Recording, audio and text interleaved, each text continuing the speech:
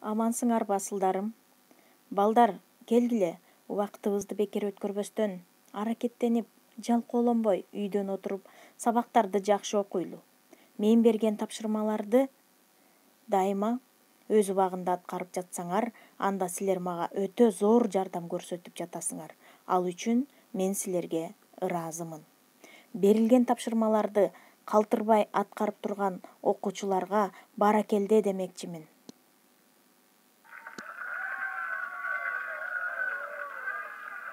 Мына бул кол чабуунун баары менин окуучуларыма арналат. Өтүлгөн теманы кайталоо, сүрөттөрдү карап, сынатоочторду катыштырып сүйлөм түзгүлө. Карайбыз, өтүлгөн темада жөнөкөй жана татаал сынатооч деп, алардын ичинен тубасасын туунду сынатооч деп өткөнбүз. Эми бул сүрөттөрдө биринчи сүрөттө эмнени көрүп турасыңар, кана сүйлөм түзө аласыңарбы? Биринчи сүрөттү карайбыз. Мен мындай сүйлөм түзүп көрөйүн. Алия атасынын күлүк атын мингенге абдан кубанды. Кандай атын? Күлүк атын. Бир эле сөздөн турду. Бул жөнөкөй сынатооч уңгу түрүндө турду, демек бул тубаса сынатооч. Жакшы, силер да кененирээк сүйлөм түзүп көргүлө. Экинчи карайбыз. Бул жерде кыргыздын баатырлары, кыргыздын желеги турат. Демек кандай сүйлөм түзсөк болот сынатооч катыштырып? Кыргыздын балдары абдан алдуу, күчтүү болушкан. Кыргыздын балдары кандай болушкан? Алдуу, күчтүү. Эки сөздөн турду. Демек бул татаал сынатооч.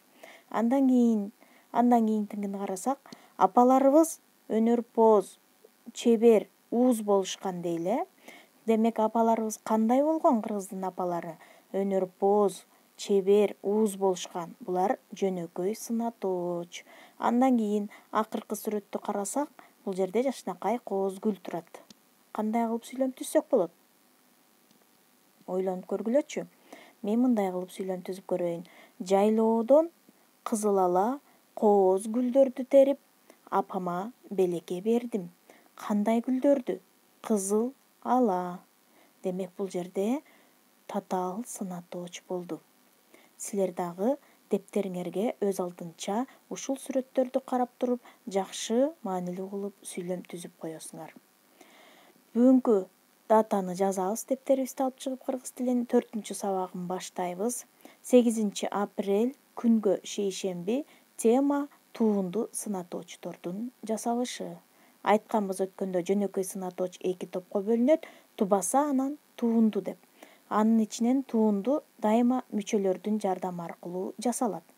Эми туунду сынатооч канча жол менен жасалат? 2 жол менен жасалат. Биринчи морфологиялык жол, экинчи синтаксистик жол. Морфологиялык жол дегенде эмнени түшүнөбүз? Мында биз сынатоочтун сөз жасоочу мүчөлөр менен жасалышын түшүнөбүз. Демек, мүчөлөр аркылуу жасалат экен морфология дегенде. Ал эми синтаксистик жол дегенде бул кош жана кошмок сөз түрүндө болот. Демек, бул татаал сөздөр синтаксистик жол болуп саналат экен. Морфологиялык жол дегенде 2 типке бөлүнөт. Биринчи зататоочтон сынатооч жасоочу мүчөлөр. Алар кайсылар? Луу, поз, сыз, лык, чыл, чан, дай. Мына ушул мүчөлөр аркылуу жасалат. Бул морфологиялык жол. Эмне үчүн зататоочтон сынатооч жасоочу мүчөлөр дедик? Анткени карайбыз, токойлуу деген сөздүн уңгусу токой. Бул зататооч болот. Эмне деген суроого жооп берип. Анан ага луу мүчөсүн уласак, сынатоочтун мүчөсүн уласак, кандай? Токойлуу деп сынатоочко айланды.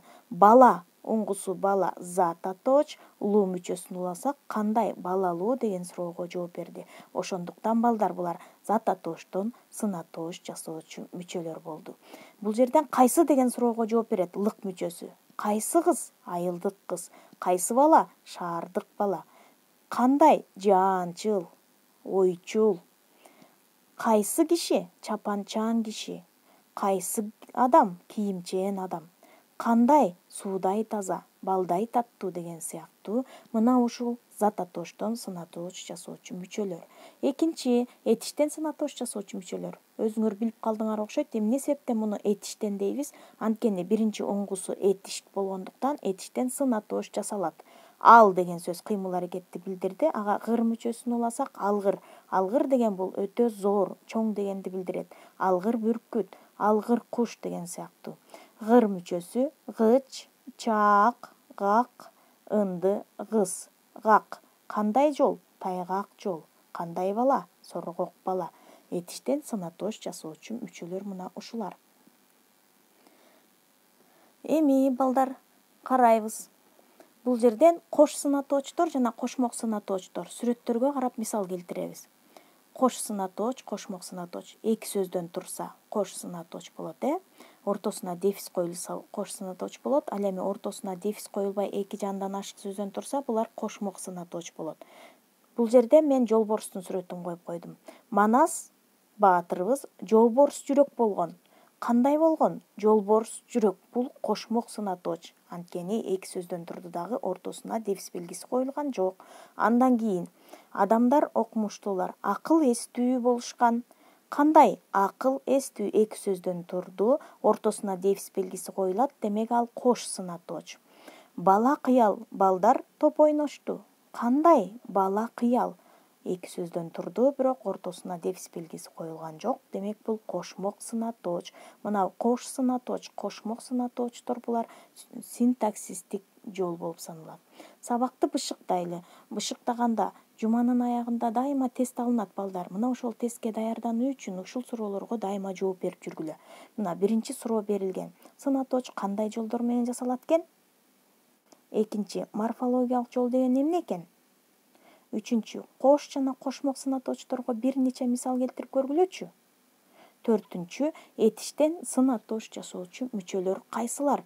Мына ушуларга жооп берсеңер, жуманын аягында алынуучу тестке 100% алат деген ишеничтемин. Үйгө тапшырма, сынатоочтор боюнча кластер түзөсүңөр. Кластерди билет болушуңар керек. Кандай түзүштү ал өз эркиңер, каалагандай кылып дептериңерге сынатоочторду катыштырып кластер түзөсүңөр. Кийинки сабактан жолукканча саламатта болгула.